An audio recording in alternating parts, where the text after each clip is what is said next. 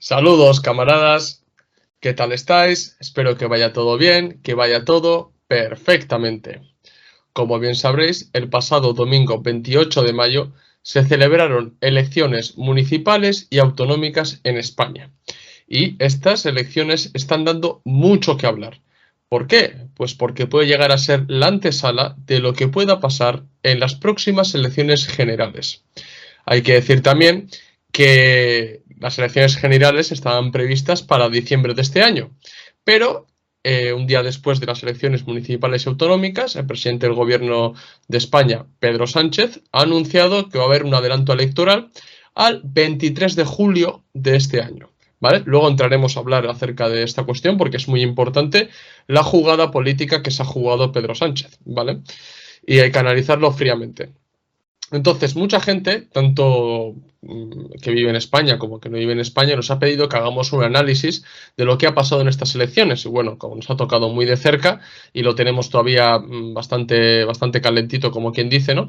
Pues hemos decidido hacer un análisis de estos de los nuestros y, y queremos hablar un poquito desde una perspectiva como no marxista, ¿no? Porque uno puede ver en distintos canales, politólogos y demás, unos análisis ¡guau! Increíbles, pero no tienen apenas perspectiva de clase, no hay ningún análisis marxista y creo que hace falta. Creo que hace falta porque hay muchas cosas de las que hablar. En cierta manera se está jugando el futuro y el porvenir de la clase trabajadora española. Y hay que hablar también del auge del nacionalismo y de la ola reaccionaria que viene de cara a los siguientes años, que esto hay que recalcarlo y es una tendencia, me atrevería yo a decir, que se está dando en Europa, en el mundo entero, y esto hay que hablarlo seriamente. Bien, así que bueno, ya que nos habéis pedido, pues aquí estamos para hacer este coloquio y espero que os guste nuestro análisis y bueno, si no estáis de acuerdo con algo o queréis apuntar algo, ya sabéis, escribirnos en la caja de comentarios que os leemos encantados, siempre que sea con respeto, como no, si no, pues no os haremos ni caso, como siempre. No sé, Julen, si quieres decir algo más antes de que empecemos. Nada, bueno, pues que a nosotros nos gustan mucho este tipo de vídeos y siempre solemos intentar esperar un tiempo a hacerlos, por eso los sacamos hoy jueves, porque bueno, si no, si lo hubiésemos sacado la misma noche, por ejemplo, no nos hubiésemos enterado de la jugada de Pedro Sánchez y tal, y un poco lo que ha dicho ayer, hemos solido leer muchos análisis, cada uno digamos que barre para su casa y creemos que hay que interpretar los datos de una manera objetiva y creemos que no queremos que estas elecciones pasen desapercibidas porque yo creo que han sido muy importantes para empezar a ver lo que se avecina en estos meses y bueno, en estos años que nos viene. Así que sí, si quieres empezamos ya. Sí, o sea, efectivamente, siempre lo hemos dicho, intentamos evitar hacer siempre los análisis en caliente, porque muchas veces o te puedes dejar llevar por el espontaneísmo, por, no sé, por frustración o porque ves las cosas de manera muy negro, ¿no? Entonces, siempre hay que esperar y hay que esperar unos días. Hay que esperar unos días para hacer un análisis un poco objetivo, puede ser más acertado o menos, o sea, somos conscientes de que no podemos contentar a todos, habrá gente que no le guste el análisis, habrá gente que acabará encantado, pero por lo menos es un análisis más objetivo de lo que hubiéramos hecho si lo hubiéramos hecho literalmente el lunes o el mismo domingo de las elecciones, ¿no? Nada más saber los resultados. Así que bueno, venga, vamos allá.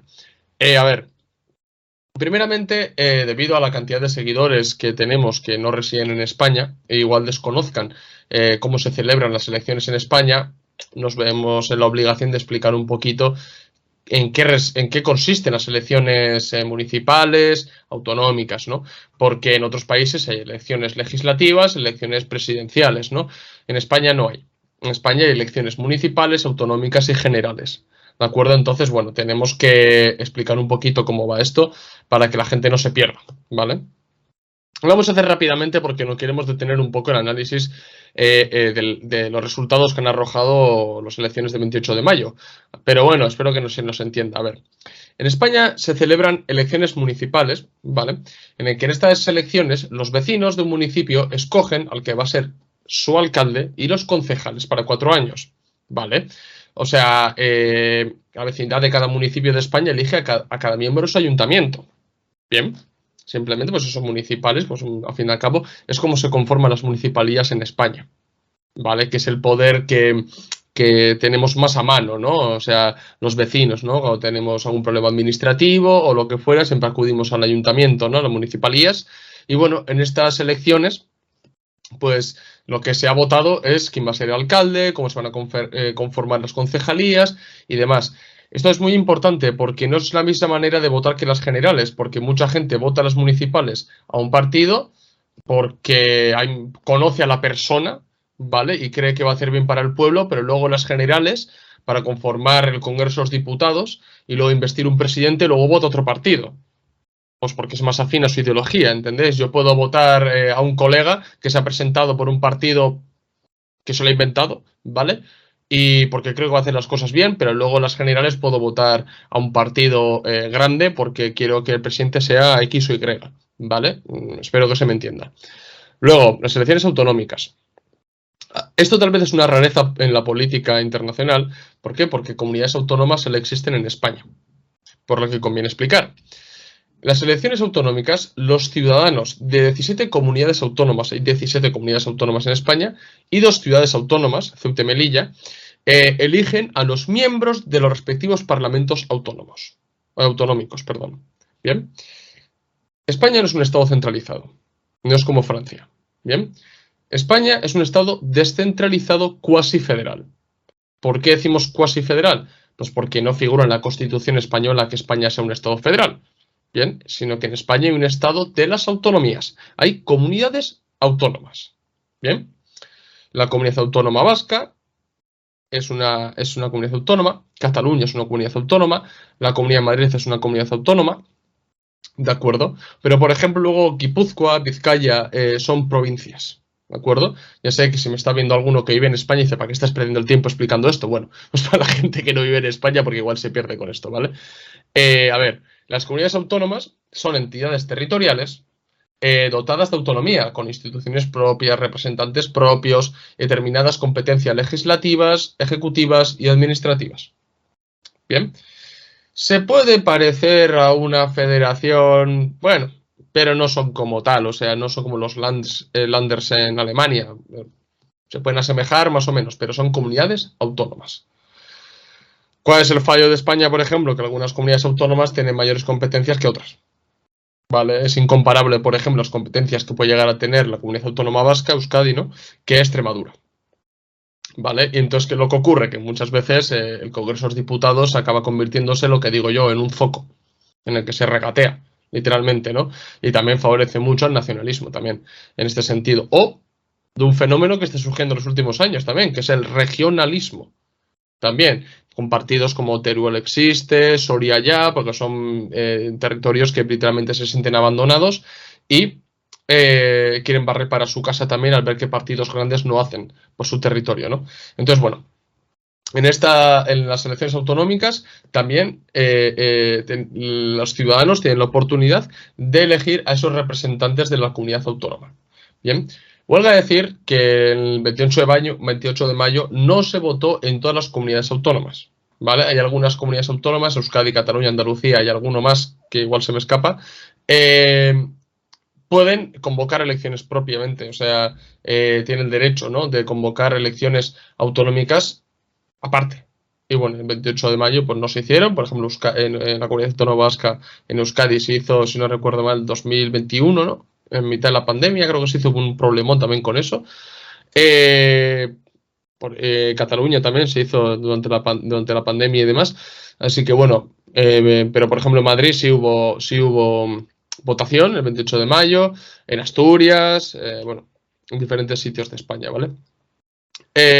Así que bueno, el 28 de mayo los españoles votaron para elegir tanto a los representantes de sus municipios, alcaldes y concejales, como a los representantes de las entidades territoriales, comunidades autónomas, ¿vale?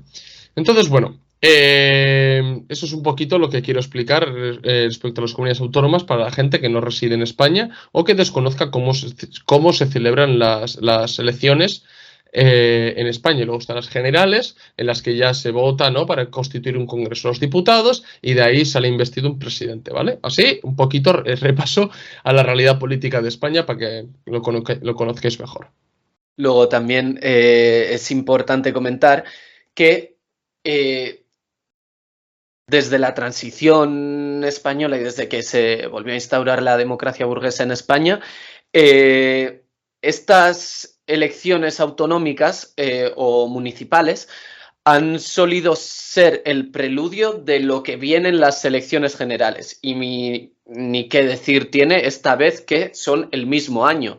Es decir, en 2023. Normalmente suele haber 2 años de diferencia entre uno y otro y tal, pero por cosas pasadas anteriormente, que tampoco nos vamos a extender en esas, pues bueno, coinciden este año las elecciones municipales autonómicas y las generales.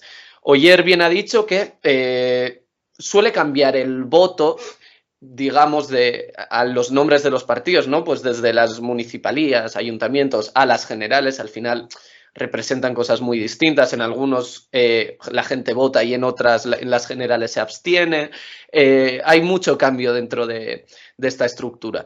Pero lo importante y una de las cosas que más curioso se nos puede hacer o más raro de entender se puede hacer es que en España se puede dar una anomalía en la que por ejemplo, gobierne la izquierda como estaba, pues, como está hoy en día, ¿no? En el gobierno de España, mediante el PSOE, el gobierno más progresista con Podemos, etcétera, pero que en ciertas comunidades no gobierne la izquierda, es decir, que gobierne, por ejemplo, PP y Vox, ¿no? Como se está dando, si no me equivoco, en Andalucía. Es decir,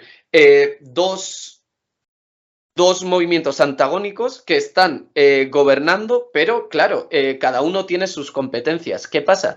Que cada uno barrerá para su casa. Entonces intentará, por un lado, pues si está la derecha en un gobierno autonómico, pero la izquierda en el gobierno central, intentará manejar las competencias que tiene cada uno para poder servir a sus intereses, ¿no? Entonces, bueno, vemos desde violaciones de competencias, boicot al gobierno central, gobernar por decreto y un largo etcétera que se pueden dar en estas tensiones, digamos, que suele haber en el gobierno, en el poder español, vamos. Pero querríamos detenernos nosotros primero en un aspecto de estas elecciones que nos ha parecido la más llamativa y que normalmente los partidos políticos siempre se olvidan, vamos, no quieren hablar de ella, como es la abstención. Es decir, antes de entrar con los resultados propiamente dichos, nos preferimos centrarnos en la abstención. ¿Por qué? Porque ha sido la de este 28 de mayo la tercera participación más baja de la historia de España, de la historia reciente de España, vamos, con un 63,91%. Es decir, la abstención era de un 36,09%. Es decir, que la participación ha bajado 2 puntos con respecto a las elecciones del 2019, a estas mismas elecciones. Y eso, ha sido la tercera más baja de la historia de España. Es decir, esto tenemos que imaginarnos, ¿no?, el poder que puede tener la abstención en este caso. Sí, o sea, además tenemos que pensar un poquito, ¿no?, que cuando el mismo día que empiezan las elecciones, ¿no?, porque antes hay campaña electoral, es decir, cada uno te vende la moto, ¿no? O sea, como quien dice, ¿no? Mis propuestas, pues luego que si hay que parar el fascismo, que si los comunistas nos quitan la casa, en el caso de España, pues que hay presos de ETA, que se presenten las elecciones, etc., etc., ¿no? Pero el mismo día, las elecciones, ¿cuál es la consigna por la que abogan todos? Por favor, id a votar. Por favor, id a votar. Votar. Porque independientemente de lo que vayáis a votar, hay que votar y demás. ¿Por qué hay que votar? Porque les legitima. Porque su sueldo depende de nuestro voto. O sea, literalmente es una representación y un sistema de representación electoral, ¿vale? Y yo sí quiero dejar claro una cosa, o sea, la abstención es un voto. Yo para decidir no votar, estoy decidiendo no votar. O sea, no es que a mí el domingo me dio pereza y me quedé en la cama. No, yo decidí no votar. ¿Por qué? Porque no quiero legitimar este sistema democrático burgués. Bien. Y porque creo que hasta que realmente hay un partido comunista, unificado, reconstituido, real, en el que entienda que las instituciones son para hacer agitación y propaganda, para concienciar a la clase trabajadora en masa y simplemente para eso, como ya hablé en el vídeo que dediqué a la actitud bolchevique en el Parlamento, a la actitud comunista respecto al Parlamento, al parlamentarismo, hasta entonces me parece que es absurdo regalar mi voto, que es demasiado preciado, a esta gente. Yo al menos no les voy a legitimar de esa manera. Y efectivamente, como bien ha dicho Julen, o sea, es que ha bajado casi 2 puntos, la participación, la tercera más baja de la historia desde la transición, o sea, bueno, esto tampoco hay que sacarlo del marco internacional, porque esto es una tendencia internacional, ¿eh? En Francia en esto son muy campeones, ¿eh? O sea, en Francia hay abstenciones muy grandes, mayores del 50%, o sea, pensarlo bien, qué legitimidad tienen esas elecciones, ¿no? Pero venga, vamos a los datos un poco objetivos, ¿vale? A ver, las comunidades autónomas en las que más ha caído la participación ha sido, bueno, Cataluña, con una participación del 55,6%, 9 puntos menos que en 2019, en las mismas elecciones. Melilla, 54,4% de participación, 9 puntos menos que en 2019. Comunidad Autónoma Vasca, Euskadi, 60,1% de participación, 5,9 puntos menos que en 2019. Y Navarra, 67,8% de participación, 4 puntos menos que en 2019. Ahí me llama poderosamente la atención que esté en Cataluña, Euskadi y Navarra. A mí me llama poderosamente la atención. Luego también esto hay que ver, por ejemplo, en barrios obreros de Madrid. En barrios obreros de Madrid, tú que estás allí sabrás perfectamente que la abstención ha sido bastante potente también. En cambio, en los barrios donde más dinerito hay, la abstención no es tan alta. Bien, hay conciencia de clase, ¿no? Luego, os he hablado de las comunidades autónomas en las que más ha caído la participación, más esto no significa que sean las comunidades autónomas con más abstención, ¿vale? Las comunidades autónomas donde más abstención ha habido ha sido Melilla, 45,6%, Cataluña, mira, en esto sí concuerda, 44,4%, Canarias, 43,4%, Baleares, 43,3%, ¿vale? O sea, ya de primeras vemos que la abstención gana en la mayoría de las comunidades autónomas. O sea, si abstención fuera un partido, ha ganado las elecciones. Ha ganado las elecciones, es lo que tenemos que tener en cuenta. Porque es que, a fin de cabo, es lo que digo. O sea, elegir abstención es que es un voto. Es un voto, al fin de cabo. A mí me hace mucha gracia la gente que dice, no, pues si no vas a votar, luego tú no puedes opinar sobre política. Muy bien, pues cuando haya una revolución tú no puedes participar en ella porque has participado en el sistema democrático burgués de representación electoral, lo has legitimado, ¿no? A que suena igual de absurdo. Pues entonces que la gente se piense un poco lo que está diciendo. Porque luego entraremos un poco más allá, pero es verdad que tampoco que no es un acto consciente la clase trabajadora de boicot al Parlamento, boicot al parlamentarismo, a estas elecciones, que son una farsa. Hay más factores. Pero al menos en mi caso sí es un no legitimar este sistema democrático burgués, porque, bueno, nos consideramos un poco elementos conscientes de la clase trabajadora, lo decimos humildemente también, pero creemos firmemente que no se deben legitimar las elecciones. Al menos no hasta que haya un partido comunista verdaderamente revolucionario que trabaje en las instituciones de manera de agitación y propaganda, no para sentarse ahí y convertirse en un burgués más, ¿no? O en un reformista, ¿vale? Entonces, bueno, estos son los datos objetivos en cuanto a la abstención y la tendencia en España, o sea, yo os digo que es a más abstención cada vez más, ¿no? Y en el mundo también. Sí, eso es justo. Y esto es algo que nos debería digamos que mirándolo objetivamente nos debería alegrar porque la gente está desconexa con el sistema democrático burgués existente y con lo cual vemos que tenemos un nicho en el cual incidir, que es bastante grande, porque si no a la gente no le cuesta nada ir a votar y votar por sus intereses, ¿no?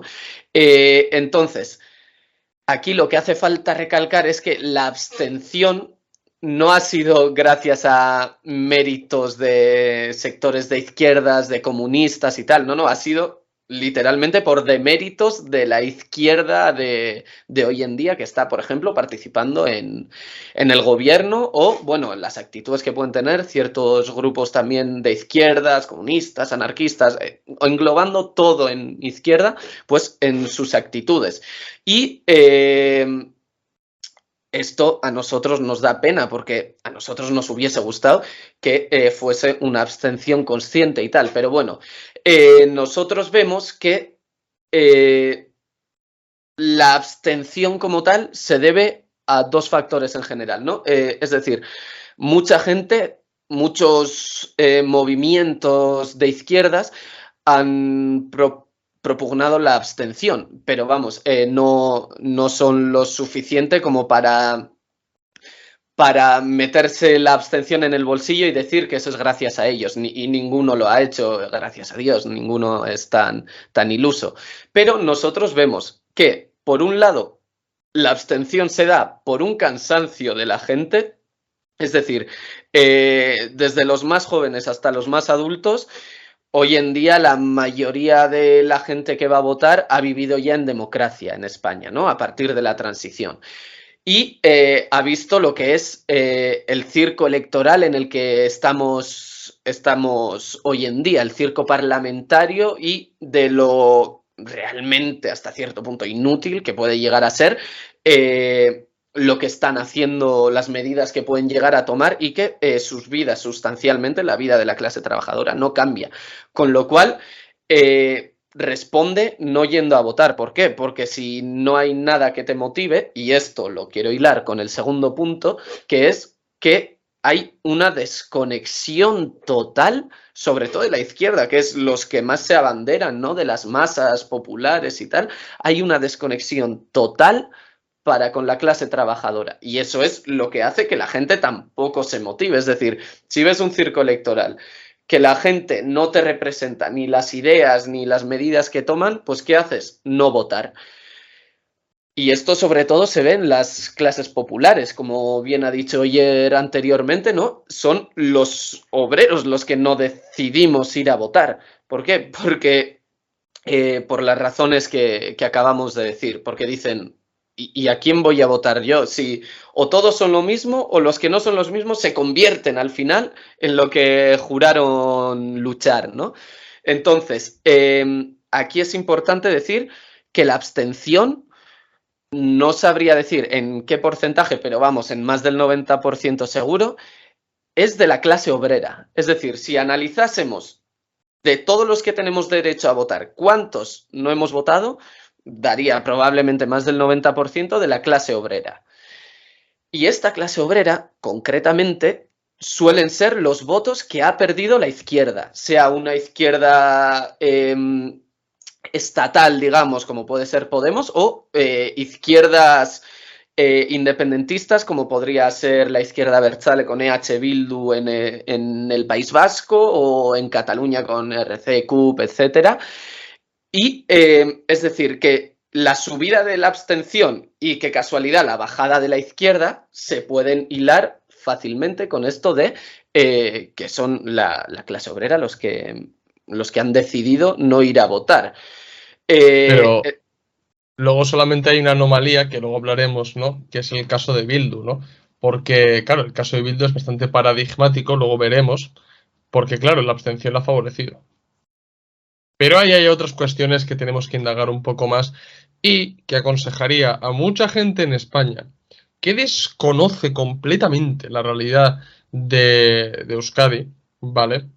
Que se lo estudiara un poco la cuestión de Bildu y por qué ha pegado semejante subida. Que es otro de los grandes triunfadores de las jornadas electorales, ¿eh? Pero sí, o sea, yo veo yo veo clarísimo de que la tendencia a abstención no es el resultado de un trabajo consciente de muchos comunistas y demás, que los hay, ¿eh? Y os dejaré, por ejemplo, en la descripción del vídeo un hilo de Twitter en el que un usuario recogió todas las análisis o panfletos, no sé cómo llamarlo, de distintos partidos comunistas en España en el que decían por qué abogaban por la abstención, ¿vale? Y así los podéis leer vosotros tranquilamente y sacar vuestras conclusiones si son, a ver si eran acertados lo que decían o no, eso ya en vuestras manos. Pero sí creemos que en una gran medida es que la subida de la abstención es por ya que la gente está harta, no ve repercutido absolutamente nada, ve realmente de que unos se están forrando a costa de muchos, o que muchos roban, o lo de siempre, lo que todos son lo mismo, o todos son unos corruptos y todos roban, ¿no? Lo mismo que se dice pues, entre la clase trabajadora, ¿no? Desgraciadamente. Y bueno, pues la gente está harta, y no se traduce en un voto, y eso es muy importante porque que os quedéis con una cosa que lo vamos a insistir más tarde. Es que mayoritariamente la abstención es voto obrero. Y ese voto obrero no se traduce en partido a la derecha, es voto perdido. ¿Vale? ¿Qué es lo que ocurre? Que le daña mucho a la izquierda eso. Y eso lo ha entendido perfectamente Pedro Sánchez para con las elecciones del 23 de julio. ¿Vale? En cambio, la gente de derechas, que su extracto ya más bien burgués, aristocracia obrera, más derechista y demás, esa gente va a votar, son fieles, o sea, van a votar, como religiosos además van a votar. Y entonces, pues claro, al no traducirse un voto a la izquierda, el voto obrero, la izquierda pierde a la vez que la derecha no aumenta de una manera ¡buah! Porque veremos, o sea, han sido buenos resultados del PP, pero solamente le han sacado 3 puntos al PSOE. Bueno, 3,5. No es mucho. Si consigue el PSOE movilizar a cierta parte del electorado que se ha abstenido, le pasa.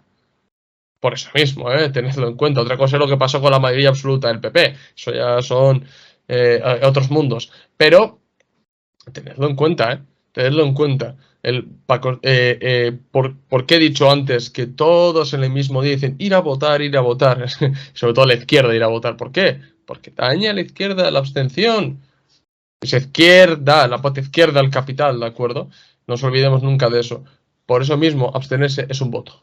El partido abstención ha sido ganador en la mayoría de las comunidades autónomas, exceptuando, que lo tengo aquí, exceptuando, por ejemplo, Extremadura, con un 72% de participación, La Rioja 72% también, Castilla-La Mancha 72% también, bueno, exceptuando algunos, la mayoría ganó la abstención. O sea, la mayoría, el partido abstención ha ganado las elecciones. Y si quiero decir, por ejemplo, para que os deis cuenta, ¿vale? Los partidos políticos no obtienen sus porcentajes de votos respecto al total del censo. Cuando decimos que el PSOE ha sacado, aquí lo tengo, el PSOE ha sacado el 28%, no llega al 28%, y el PP al 31,5%, no han sacado, el PP no ha sacado un 31,5% del 100% del censo electoral. No, señores, no. Lo ha sacado de la participación, esto es, del 63,91%. Del 63,91%, el 31,5% se lo ha llevado el PP. Eso es lo que tenéis que tener en cuenta. Entonces, ¿cuál es la verdadera representación del ganador? Y ya ni os digo del resto, pero cojamos el ganador. Del ganador, ¿cuál es su representación en la sociedad realmente? Muy pequeña, ¿eh? O sea, muy, muy pequeña. ¿Qué le han votado? 7 millones. 7 millones y medio al PP. ¿Cuántos somos en España con derecho a voto? 35 millones. Casi 40. No sé, estoy diciendo un poco lanzando datos, no sé, habría que mirar ahora mismo, pero para que os deis cuenta, bien, que realmente lo que es la abstención, en lo que representa, bien, que no legitima esas elecciones, que convierte estas elecciones en algo que es un juego para 4. Y que además, sí, está preparado con la ley de partidos y demás para que favorezca unos partidos en detrimento de otros. Por eso mismo es muy importante la abstención, porque demuestra cuál es el verdadero peso de estos partidos en la sociedad, que es mínimo. Mínimo. Bien. Entonces, bueno, y yo debería lanzar la siguiente pregunta. O sea, esa gente que se hace llamar representantes de la ciudadanía, ¿son verdaderamente representantes de la ciudadanía o de una parte de la ciudadanía? Ojo, cuidado. Bien. Ahora vamos un poco, ya hemos explicado el tema abstención, que son elecciones municipales, elecciones autonómicas. Vamos de ir un poco con el análisis. Empezamos con un análisis general, ¿de acuerdo? Y vamos después partido a partido, al menos los partidos más importantes. No vamos a empezar a hablar de todos, ¿vale? Porque podemos pasarnos aquí, para eso tenéis a Ferreras en la sexta, ¿vale? A ver, el análisis general. El PP ha sido el gran triunfador de las elecciones municipales y autonómicas. Es decir, la derecha ha arrasado. Es lo que hay. Bien. El PP supera con el 31,5% los sufragios y el PSOE no llega al 28%. Cuando hace 4 años eran 6.657.119 votantes, esto es el 29,26% para el PSOE, y para el PP eran 5.058.542, esto es 22,23% para el PP. ¿Vale? En las anteriores, para que os deis cuenta un poco del cambio que ha habido. Por ejemplo, el caso de Madrid, que se suele coger como espejo, ¿no? Para las elecciones generales, como un poco de lo que puede llegar a pasar, ¿no? Pues bueno, el PP ha ganado con mayoría absoluta. Con mayoría absoluta, pero un tortazo han metido en toda la cara a la izquierda, a Podemos, a Más Madrid y a todo lo que se le ha echado encima. O sea, Almeida y Ayuso se han comido a los demás. Y me hace gracia, porque ya pueden poner, o sea, políticas antipopulares, liberalizadoras, procapitalistas, que da igual, que van a seguir ganando. Es que es increíble lo de esa gente y sobre todo Ayuso y demás. O sea, Ayuso puede decretar mañana una burrada que le van a votar. ¿Por qué? Porque ha empleado muy bien su táctica, o sea, es como contra el gobierno, no tanto porque cuando hemos oído hablar un poco a Ayuso en prensa y demás contra el resto de contrincantes con los que compite en Madrid. Nada, a por Pedro Sánchez, y le funciona de maravilla. Le funciona de maravilla. Por ejemplo, en Madrid han sacado a Podemos de la comunidad. Lo han sacado, lo han expulsado, literalmente. Cuando ahí se gestó ahí, o sea, Podemos, literalmente. O sea, lo han sacado del corazón de España.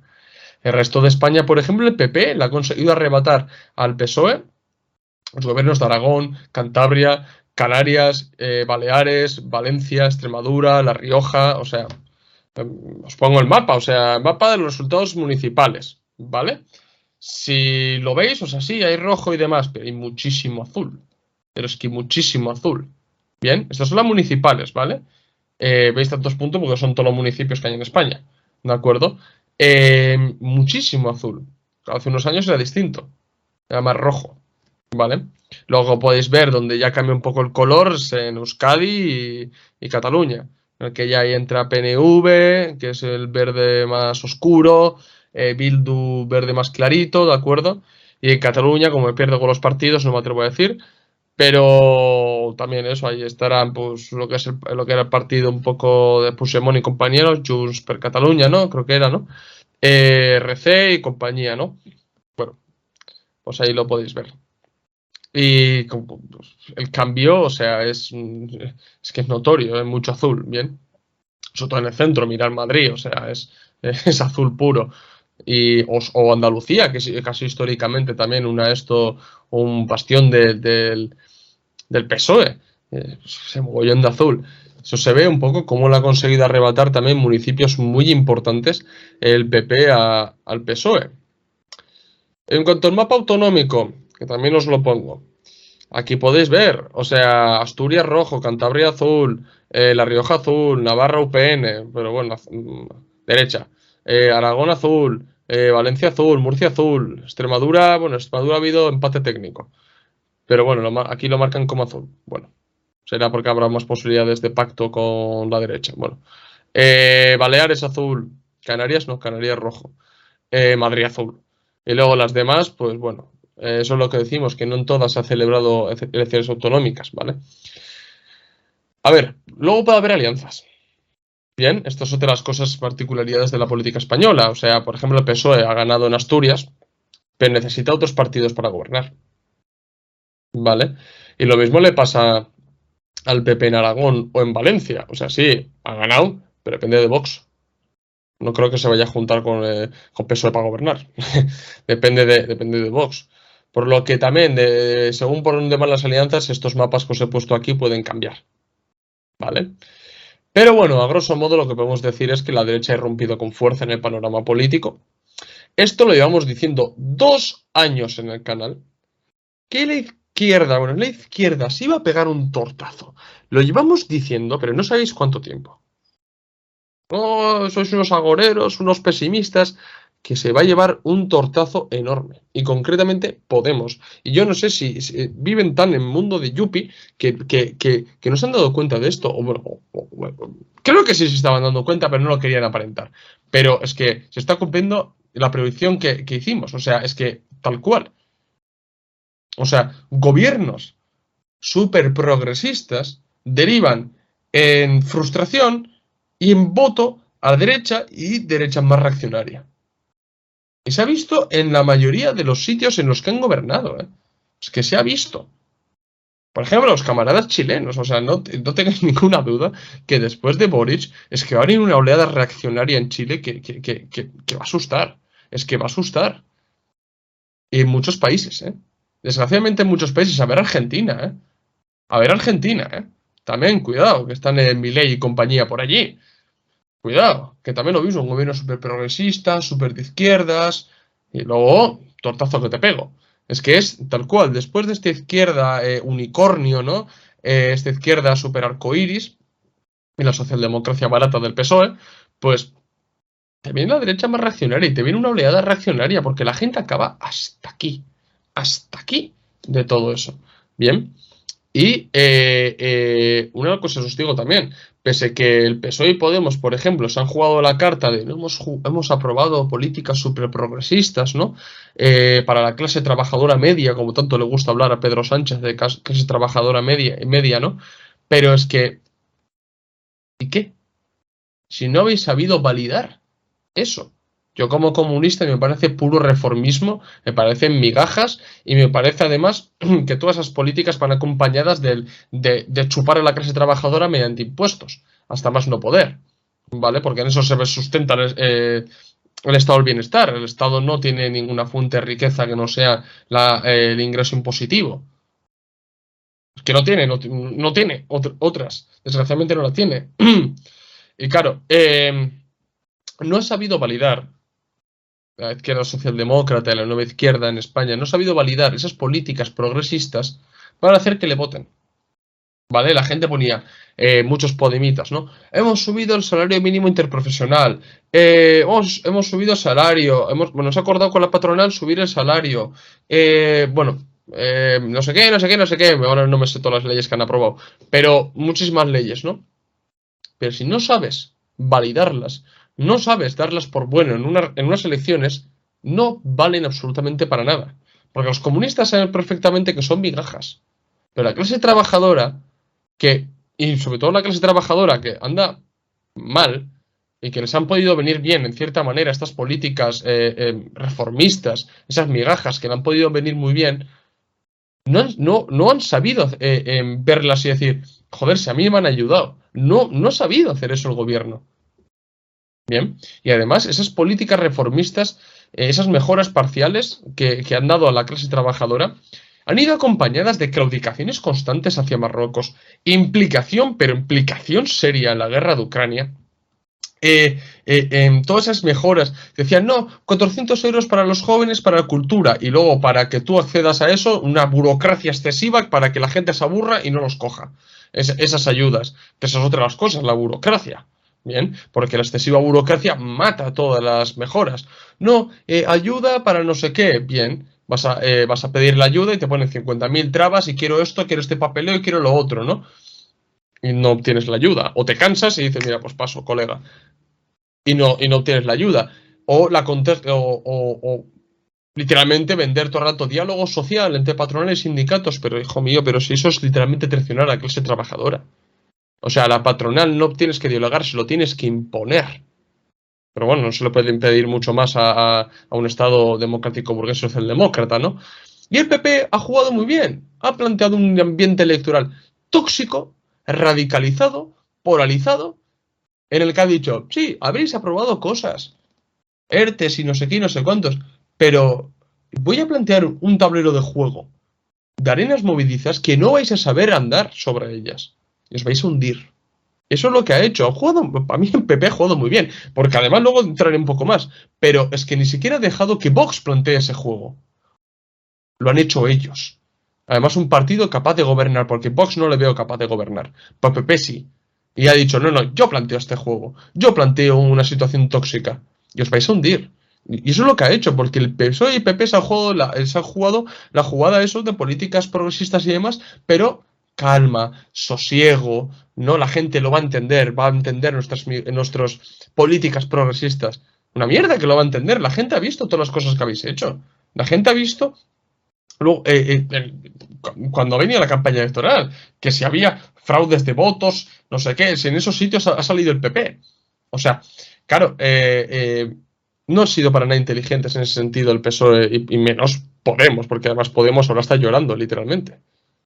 Yo lo que, y antes de pasar a los resultados y a los análisis de los partidos en concreto, lo comento con la gente de mi alrededor, que es que la clase política en general y hoy en día los de izquierdas en particular, me parece de las peores que puede haber en cuanto a nivel de conocimiento político, de debates, de capacidad de convencer. Es decir, que Ayuso dijo literalmente como tú has dicho, ¿no? Sí, muy bien, tú has admitido muchas cosas, pero a base de pactar con ETA, un movimiento de liberación nacional terrorista, llámalo como quieras, que no existe hoy en día, y de las ocupaciones, que son las ocupaciones a primeras viviendas, decía incluso, y que iba a luchar contra el cambio climático poniendo una planta en cada balcón.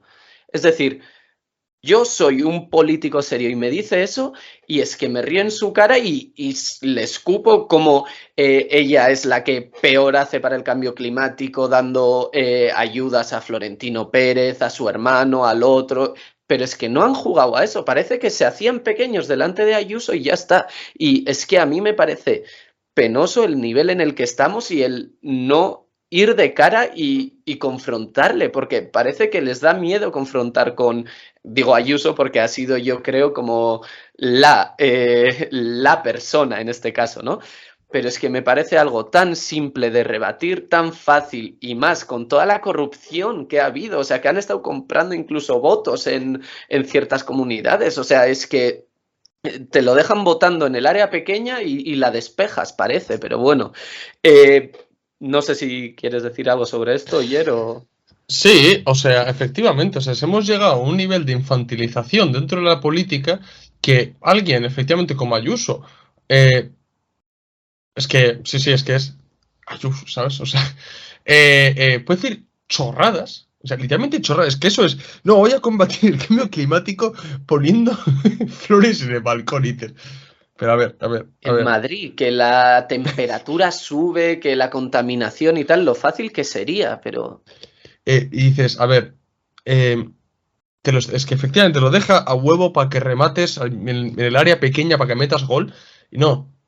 Y dices tonterías. ¡Tonterías! Es que la cosa no, la campaña electoral parece que se ha basado en a ver quién dice la tontería más grande que cala, ¿eh?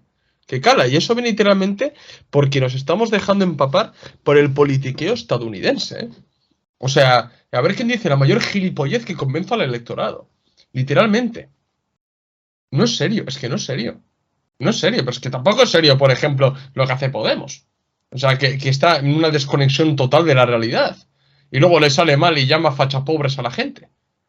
Y dice, pues igual, o joder, lo que pasó con las anteriores elecciones autonómicas en Madrid, que ganó Ayuso y se le vio a Monedero llamando gilipollas a los obreros que votaban a la derecha. Pues igual el gilipollas eres tú. que te vas a quedar sin sueldo, colega. Bueno, él no, porque no es concejal ni nada, pero igual tus colegas sí. Y actualmente os han echado de todos los ayuntamientos. Bueno, se han echado de Madrid, mejor dicho. Claro, que eso no se puede hacer. Que supuestamente si eres de izquierdas, tienes una categoría, tienes, joder, que tienes las armas para combatir las semejantes chorradas que dice la derecha. Porque si fuera una derecha peleona, una derecha cabrona, ¿no? Una derecha, joder, difícil de combatir, o fascistas, ¿vale? Sería otro gallo el que cantaría, ¿no? Pero es que no sé, estamos en eso, es que es una derecha infantil, es una derecha que hace chorradas. O sea, es una derecha del estilo Trump, o sea, no del mismo esto, yo PP no considero un partido trumpista, pero de ese estilo de politiqueo. Y la gente, o sea, ¿cómo ganó las anteriores elecciones Ayuso? Yo, comunismo, libertad, y reduciendo la libertad literalmente a que conmigo, yo os prometo que después de que salgáis del trabajo podéis ir a echaros una cañita. ¿Cómo vas a...? Y luego Pablo Iglesias, que se había presentado en Madrid diciendo, hay que parar el fascismo, no sé qué. O sea, y la gente va a decir, ¿qué fascismo, hijo mío? Tú no me estás proponiendo nada. Y la otra me está diciendo que cuando había confinamientos y demás, tranquilo, que no, confinamiento ni leches. Tú vas a poder echarte una cervecita en la calle. ¿Quién va a ganar por la otra? ¿Quién va a ganar? Si es que es de cajón. Es que es de cajón. Y se ha reducido a eso. Y es muy triste. Y es muy triste. Porque ahora se ha visto, por ejemplo, de que 2 días después, literalmente, de que Ayuso ganara, ha subido los menús escolares en un 13%. Con toda la cara. Plas, tortazo en la cara. Pero eso es porque han llevado el PP está aprendiendo muy bien, se ha reconstruido, en mi opinión, muy bien en ese sentido. De la enorme crisis que tuvieron con lo de Pablo Casado y demás, pero se han reconstruido, en mi opinión, pero que muy bien. Y está plantando unos terrenos de juegos muy tóxicos, unos ambientes electorales muy tóxicos, que, por ejemplo, Bildu ha sabido hacerlo bien. Ha sabido valerse de eso, reírse en la cara de los demás y decir, no, además me va a favorecer. Pero los otros no. Los otros no han sabido. ¿Por qué? Porque están totalmente desconectados de la realidad. Sí, ahora vamos con los partidos en concreto, sí. Sí, pues mira, empezando con los desconexos, empezaremos a analizar un poco el PSOE, que podemos decir que ha sido el gran perdedor y el que más miedo tiene ahora mismo. El PP le ha sacado, como hemos dicho anteriormente, 3,5 puntos en votos y ha perdido muchos gobiernos autonómicos, tanto históricos como los que había conseguido previamente, y muchas alcaldías que eran muy importantes para ellos, ¿no? Para revalidarse también y decir que están haciendo cosas serias y tal. Pues bueno, muchas de ellas las han perdido. Y es importante decir que están en el gobierno y desde el gobierno han sacado la ley trans, la ley de vivienda, ahora descuentos para los jóvenes para el Interrail, tanto a nivel europeo como español, la nueva esta ley de los derechos laborales y tal, la reforma laboral, etcétera, etcétera. Lo ha sacado. ¿Que ha podido beneficiar más o menos a la clase trabajadora y tal? No entraremos ahora. Pero si sacas ciertas medidas y la gente sigue sin estar contenta y no haces campaña con eso, es que no estás conectado con la realidad, con las masas obreras, con lo que de verdad les afectan. Hasta el punto en el que la izquierda está hablando de la felicidad en abstracto y los otros le están diciendo ETA, ocupación y cerveza y ya está.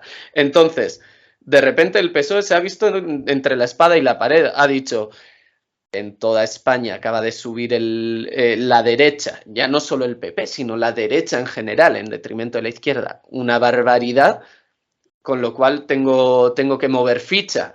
Y no ha movido una ficha, ha hecho un all-in, pero vamos, en toda regla, y ha anticipado las elecciones al 23 de julio de este año, es decir, en menos de 2 meses. Que bueno, luego analizaremos el porqué de una manera más extensa, que yo creo que es algo muy importante. Sí, o sea, yo no daría tanta importancia a cuánto la ha sacado, ¿vale? Porque ya os digo, 3,5 puntos en votos, que no es mucho. No es mucho. Bueno, a ver, Es relativo esto que estoy diciendo. Otro me dirá, sí, sí es mucho, es difícil sacar votos. Vale, bueno, en mi opinión no es mucho, ¿de acuerdo?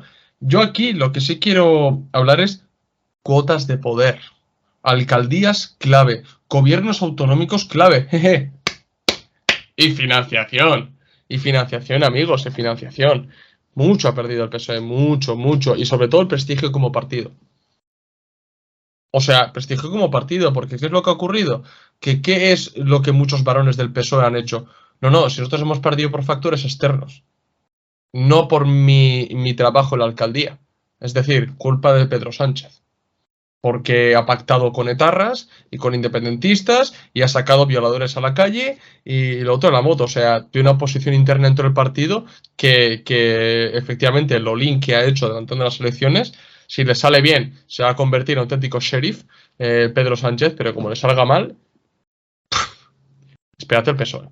Entonces, sí, el gran perdedor. Pero ahora vamos con el claro ganador, que es el Partido Popular. El Partido Popular es el claro ganador, o sea, ha sacado concretamente, que lo tengo por aquí, el 31,5% de los sufragios, ¿vale? Un buen resultado, no lo vamos a negar. Y sí tenemos que decir, ¿no?, que el PP tuvo una crisis, ¿no?, y se ha recompuesto muy bien. Dos figuras muy importantes, como tres, me atrevería a decir tres. Feijóo, Ayuso y Moreno, que es el de Sevilla, que no me acuerdo cómo se llama, pero Moreno. El de Sevilla, no, de Andalucía, perdón. Con tres figuras claves, ¡pum! Tres tíos muy potentes y se ha reconstruido, en mi opinión, bastante bien como partido, ¿vale? Para mí como si desaparece mañana, pero me refiero de manera analítica, ¿no? Analizándolo un poco. Ha planteado una oposición utilitarista y tóxico. O sea, ha sabido moverse muy bien entre el populismo, ese derechismo, ¿no?, criticando constantemente al Partido Socialista Obrero Español, al PSOE y a Podemos, para plantear un panorama de caos total, ¿no?, de que si sigue gobernando el PSOE y Podemos, vamos al comunismo, nos vamos a convertir en Venezuela y demás, ¿no? O sea, el caos total. Y, pues eso, ese ambiente radicalizado y muy tóxico, porque es que ha sacado a pasear ETA, ha sacado a pasear la ocupación, con lo que pasó en Bonanova y demás con Desocupa y todo eso, que ha sacado, bueno, literalmente acusó a Pedro Sánchez de sacar a violadores a la calle, ¿vale? Bueno, cada 2 por 3 pidiendo la dimisión de Irene Montero, Pedro Sánchez, bueno, otras cuantas veces también, ¿no? Y ojo, que para mí en los debates que han tenido personalmente Pedro Sánchez y Feijóo, Pedro Sánchez se lo ha comido. En mi opinión, ¿eh? Esto ya es el juego un poco el politiqueo, que es casi como prensa rosa. Pero, bueno, ha sabido validar esa oposición, ha hecho una oposición utilitarista, cosa que no ha hecho el PSOE, que es lo que hablábamos antes. El PSOE no ha sabido validar sus reformas, esas medidas progresistas, no ha sabido traducirlas en votos. No han sabido llegar a la gente en ese sentido el PP. Sí, el PP ha tocado temas que están ahí en la sociedad española. Ha sabido muy bien y no ha dejado que lo haga Vox. No lo ha dejado, porque Vox lo tenía muy fácil tirar por ahí. Pero se le ha puesto el partido grande por delante. Se le ha puesto el hermano mayor, como quien dice, ¿no? Delante y no, no, tú, fuera. A ver, me llamas a mi derechito a cobarde, tranquilo, que yo saco estos temas, ¿no? Eso es lo que ha hecho literalmente el PP. Y mi opinión, bueno, me parece un poco juego sucio por parte del PP, pero es una posición utilitarista. Es una posición utilitarista total. Y además se ha jugado otra táctica, ¿no?, de que estamos ante una crisis muy gorda. Y el PP, cuando ganó con mayoría absoluta también, se jugó la carta de no, nosotros hemos sido el partido que hemos dado resultados económicos y demás. Y abogarán por mayor liberalización, bajada de impuestos. A todos, bajada de impuestos, ¿cómo no? O quitamos el IVA, sin decir, por ejemplo, que si quitas el IVA eso no significa que el precio baje, porque lo hemos visto con la luz, de ciertas maneras, cuando han quitado el IVA, cómo ha subido la luz, porque los márgenes de beneficio... Bueno, vamos a entrar ahora en toda la hipocresía capitalista, pero resultados económicos en abstracto, pues se juegan eso, y hacen valer, pues por ejemplo, el mandato de Aznar que tuvieron, ¿vale? O como, por ejemplo, aguantó de cierta manera España con la crisis después de 2008, ¿no? Se hacen valer esa táctica. Y la clase trabajadora pues ha visto que se está muy quemada con ese gobierno súper progresista. También hay que admitirlo también, que este gobierno es súper progresista, el gobierno más progresista desde Atapuerca, ¿no? ha tenido un panorama jodido, hay que decirlo también, la pandemia, la guerra, bueno, pero me da igual, es que a mí me da igual, o sea, me da igual unos y los otros, o sea, pero haciendo un análisis real, el PP ha hecho una oposición utilitarista, ha creado un ambiente político tóxico y lo ha sabido utilizar a su favor, y el PSOE y Podemos, que ahora entraremos con Podemos, pero el PSOE no ha sabido contrastar, no ha sabido demostrar que es un partido potente, un partido que tiene unos principios claros y que puede desechar cualquier tontería de la derecha. Ha demostrado que no puede. Y ahora está pagando a los platos rotos, ¿no? Pues mira, ya que has comentado Podemos, vamos a pasar a Podemos, que si hemos dicho que el PSOE ha sido el gran derrotado, ¿no? Podemos también podría entrar en ese top de los grandes derrotados de estas elecciones. Es obvio, innegable, que Podemos está en una crisis política. Me atrevería a decir la mayor crisis política que ha pasado desde su creación, vamos. Y como siga este camino, vamos, va a ir por detrás de Ciudadanos y va a ir pues a desaparecer. Ha demostrado estar, como llevamos diciéndolo desde el principio, muy desconectada de la realidad y aunque en un principio con un discurso radical ya en el 2015, 16, 17... consiguió atraer un sector de la clase obrera muy amplio, con mucha ilusión, y que quitó votos tradicionales, incluso a gente que no iba a cambiar en su vida de voto, ¿no? Yo me acuerdo, por ejemplo, en Euskal Herria, gente que no iba a votar nunca a partidos españoles, acabó votando al PSOE porque les ilusionaba de verdad. ¿Qué ha pasado? Que de repente todo eso, como no lo ha sabido mantener, se le ha caído, pero no se le ha caído como cuando se te cae una moneda al suelo así por casualidad, no, esto es, esto parte de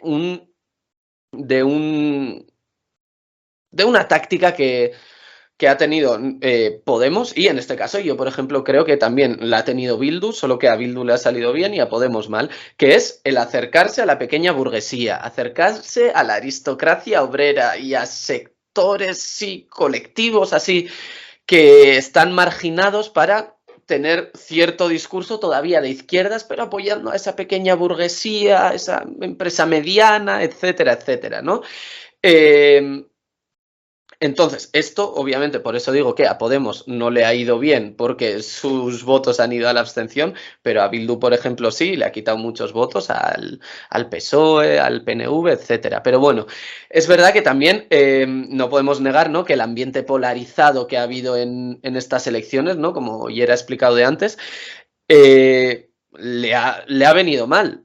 Sí, pero no le ha venido mal así por así, sino ellos tampoco han sabido plantarles cara, ¿no? Si tú sacas una ley que dices que va a proteger a las mujeres y unos dicen que han sacado violadores a la calle, yo creo que si sacases los datos, pues tendría que ser fácil rebatirles, ¿no? Por ejemplo, a bote pronto. Pero ¿qué pasa? Que mucha gente ahora que se está quejando de que los medios de comunicación estaban en contra de Podemos, nos han abandonado, a la izquierda la han abandonado, se olvidan de que este propio ambiente electoral polarizado le vino muy bien a Podemos nada más crearse, y gracias a esto, gracias a la voz y a la fuerza que le dieron desde los medios y desde el ambiente caldeado, consiguió hacerse fuerte, consiguió ser un partido importante a nivel español, eso sí. Ahora, cuando se te vuelve el viento en contra, pues los que se quedan llorando, pues ya vemos sus actitudes, ¿no? Pues no, si no le plantas cara, pues es lo que pasa, ¿no? Quéjate también cuando está eso a tu favor, ¿no? O cuando el PP entonces sí se quejaba, tampoco lo admitiríamos, ¿verdad? Pero bueno, luego también tendríamos las... volviendo un poco a la crisis política en la que está sumada Podemos, hay que hablar obviamente de las escisiones que vamos, desde que Iñigo Errejón dejó Podemos y empezó a crear Más Madrid, desde que hubo ahí una división, ahora hoy en día con Sumar, Adelante Andalucía, o incluso en ciertos aspectos regionales, como bien ha dicho Oyer, ¿no? Soria ya, Teruel existe y tal. su voto se empieza a dispersar. ¿Y qué pasa? Que bueno, con Teruel existe, Soria ya son partidos regionales que buscan sus propios derechos, entonces digamos que no llegan a ser contradictorios con el discurso de Podemos y no sería contradictorio que en las elecciones generales pues pudiesen pactar con Podemos, etcétera. Pero ¿qué pasa? Que cuando tú eres un obrero y ves que hay un montón de partidos, no ves ni la diferencia porque ni yo mismo la veo más allá de las caras visibles, eso hace daño, eso a la gente le crea desconfianza y eso al final también genera estos resultados. ¿Cuáles son los resultados? Resultados directos. Primero, Podemos desaparece de Madrid, es decir, donde se creó, desaparece totalmente. Y, bueno, de Valencia, que sobre todo aquí lo importante es que no van a poder repetir, ¿no?, el pacto del Botanic, que hicieron en 2015, etcétera. Dejará de estar en los ejecutivos de Valencia, Aragón, Islas Baleares, Canarias, etcétera. Y pierden el poder en Barcelona, que también era muy importante, ¿no?, con Ada Colau. Es decir, como bien ha dicho ayer, pierden financiación, pero además de eso pierden representación, pierden importancia y eso al final les va a afectar y les está afectando, obviamente. Sí, o sea, yo no sabría dónde poner quién es actualmente el que se ha llevado mayor golpe en las elecciones, si PSOE o Podemos, porque PSOE todavía tiene armas y se ha demostrado que son mejores políticos. Pedro Sánchez, joder, el autor del manual de resistencia, ¿no? Ha mostrado ser un gran estadista. Luego hablaremos un poco más acerca de ello, me hace gracia, por su libro, pero en cambio Podemos no, ha demostrado que no, o sea, que no valen.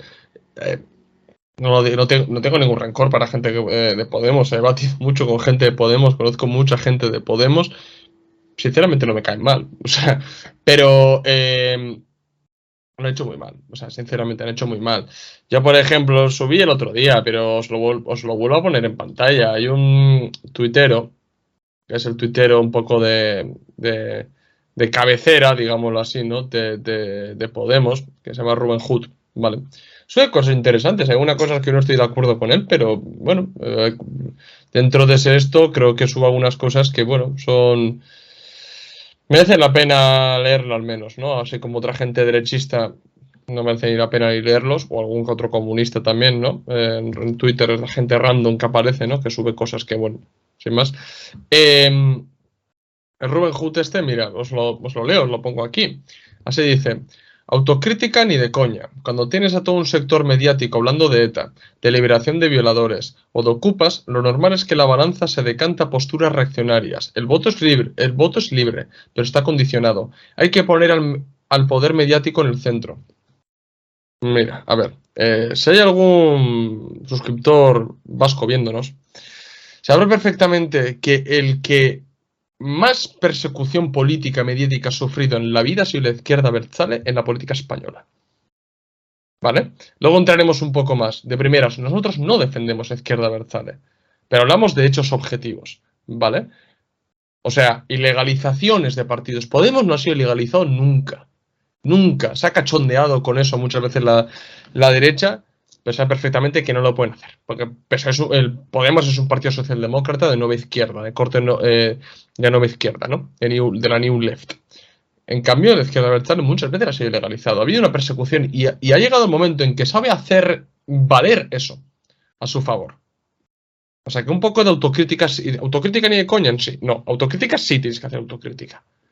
Autocrítica sí que la tienes que hacer, eso de primeras. Porque eso ya es una soberbia que emana de vuestra esencia de clase, que es o pequeño burguesa o de aristocracia obrera. Yo no voy a llamar gran burgués a Podemos, porque sé perfectamente que no representa a la gran burguesía, más representa a ese sector de pequeña burguesía aristocracia obrera.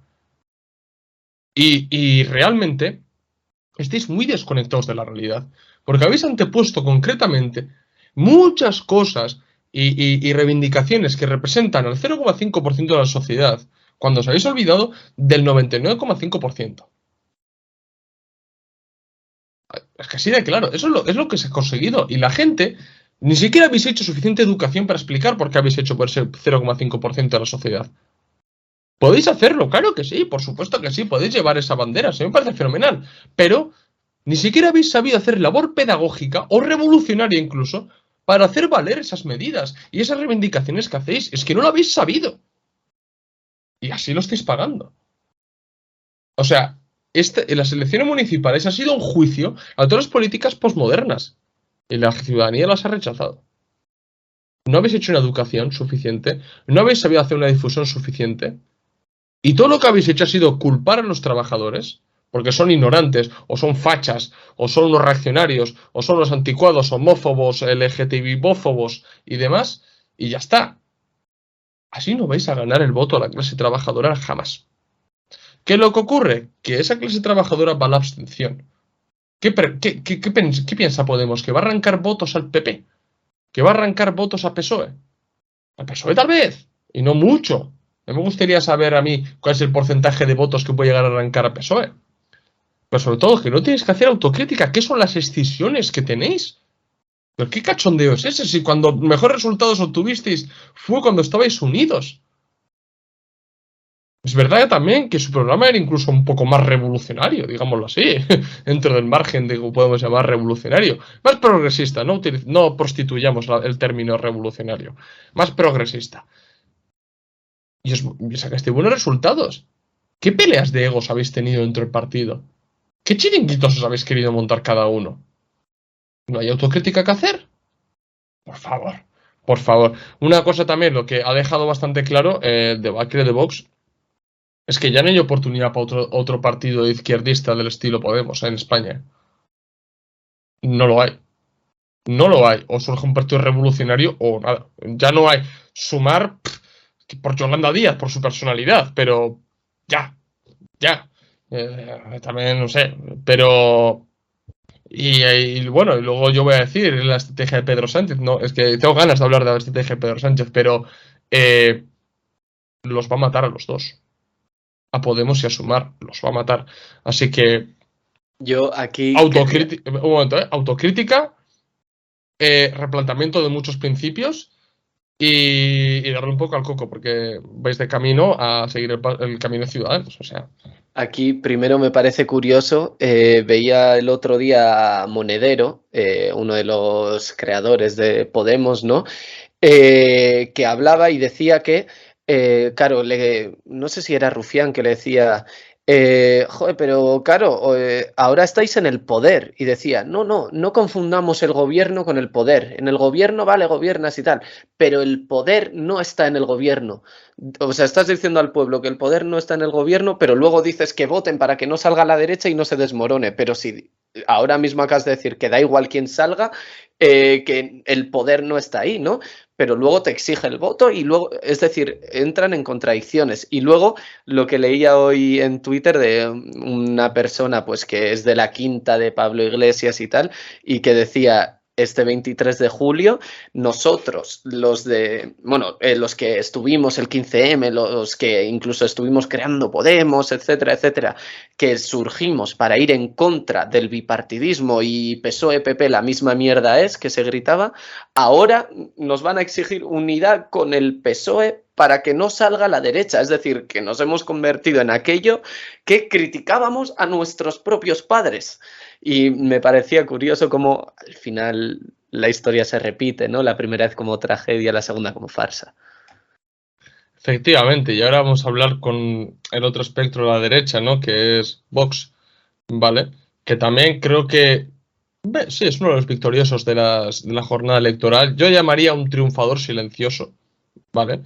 Porque, bueno, ha ganado, pero yo creía que iba a hacer más ruido Vox, por los buenos resultados que obtuvieron, pero no, han estado, bueno, eso creo que también viene mucho con la nueva fase en la que ha entrado Vox, ¿vale?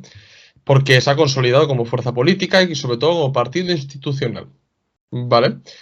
Es el partido que más ha crecido desde su fundación y se ha convertido en una pieza clave de la política autonómica española, nacional, municipal y todo, y es una de las llaves para gobiernos y ayuntamientos, ¿vale? Es decir, lo que digo, entra en una nueva fase. Deja atrás la fase de irrupción política y de ser el revulsivo de la política española, ¿vale? Para entrar en la fase de gobernanza. Creo que esto va a moderar el discurso de Vox y va a frustrar a muchos de sus electorado, ¿vale? Porque va a decir, bueno, para esto vota PP, ¿sabes? Y esto demuestra que muchas cosas la gobernanza es transversal en este sentido. Obliga a muchos partidos, obligó a Podemos a moderar el discurso, va a obligar a Vox a moderar su discurso, mucho bla bla bla, pero mucho van a ladrar, pero va a moderar su discurso. Obligatoriamente. Y si hay una cosa que creo que el crecimiento de Vox puede devenir en movilizar a la izquierda ante el temor de un gobierno PP-Vox, ¿vale? Y esa radicalización de la política española, que va a ir en concordancia, ojo, con lo que está pasando en muchos países del mundo, ¿vale? Esa derecha más peleona, ¿no? Más radical, digámoslo así, que no deja de ser un partido también ultraliberal en lo económico, social en lo conservador, ¿no? Pero es un partido peligroso porque normaliza discursos muy peligrosos también, ¿no?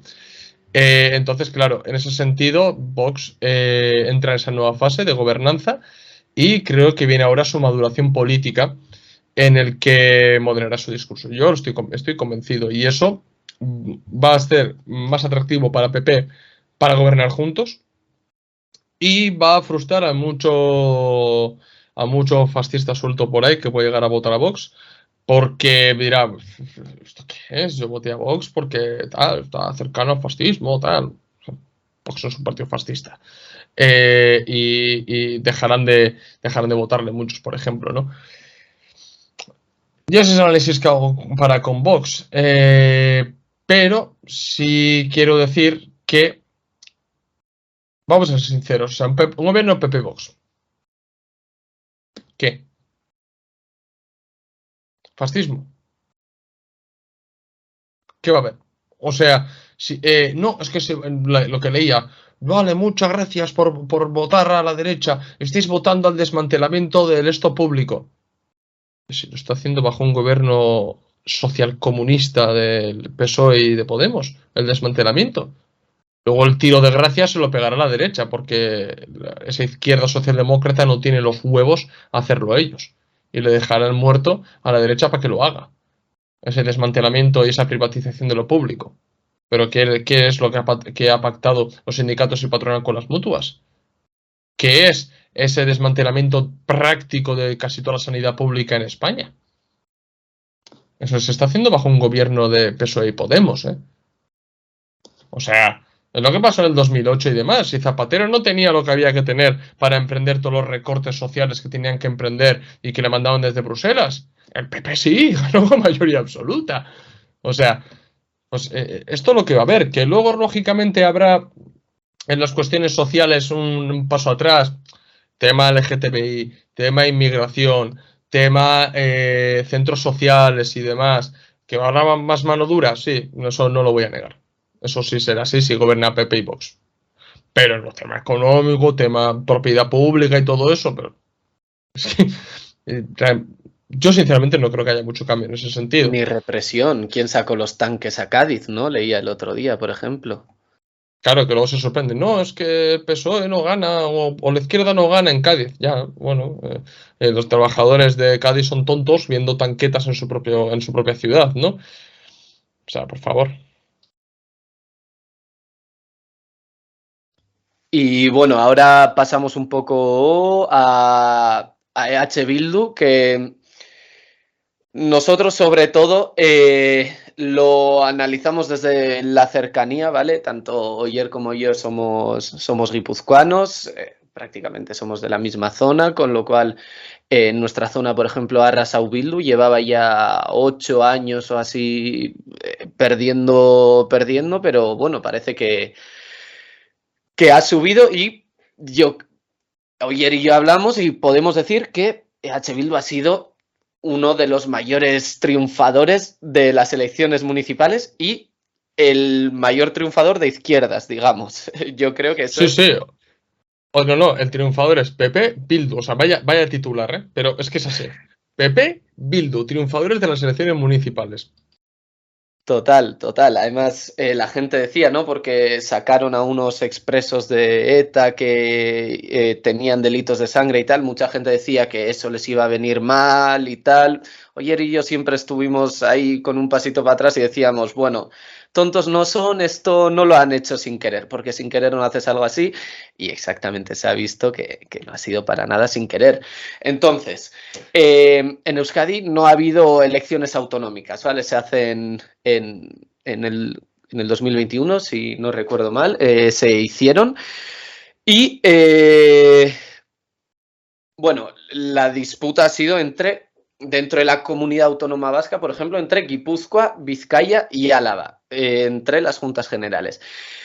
Y los ayuntamientos, por supuesto. Entonces, EH Bildu se ha conformado ya oficialmente como una oposición real, una oposición seria y izquierdista, sobre todo, en Euskadi, capaz de hacer competencia al PNV. Hasta ahora muchas veces teníamos que escuchar Oyer y yo de que la derecha nunca había gobernado en el País Vasco porque, bueno, no había ni Ciudadanos, ni PP, ni Vox, ni nada. Pues bueno, tenemos el PNV que vamos, es amo y señor del cortijo en el País Vasco, pero ahora parece que no.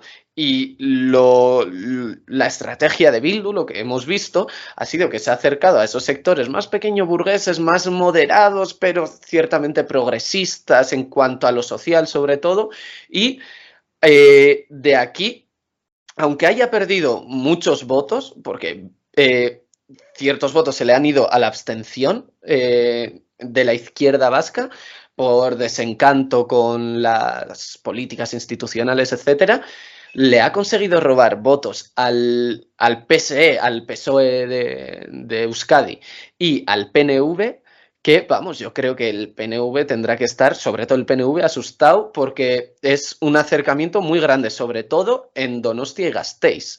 Bueno, ya Podemos lo ha matado, lo ha absorbido, lo ha chupado enteramente. Por supuesto, mira, sí, se me había hasta olvidado, imagínate.